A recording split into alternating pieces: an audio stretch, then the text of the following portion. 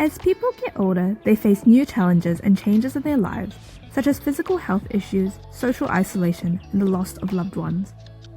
These difficulties may increase the likelihood of depression, which can have serious consequences for their mental health and well-being. Everyone needs social connection to survive. As people age, though, they often find themselves spending more time alone. Studies have shown that loneliness and social isolation is often associated with high rates of depression.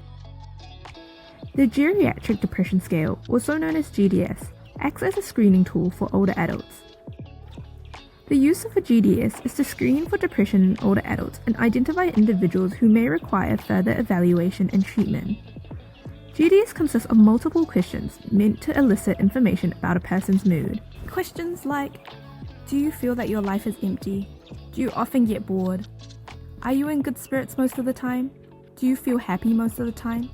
If an older adult scores high on a GDS, it may indicate that they are suffering from depression and require further evaluation and treatment. Depression is a serious condition with serious consequences if left untreated. The GDS is not meant to diagnose depression, but rather to indicate that further evaluation is required. To score the GDS, you add up the score for each question to get a total score out of 15. Depending whether the answer is yes or no will have an effect on the total score.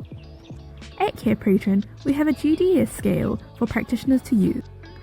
To find more worksheets like this on Carepatron, go to the templates section on our platform. You can filter by category or type in the keywords to find a specific worksheet.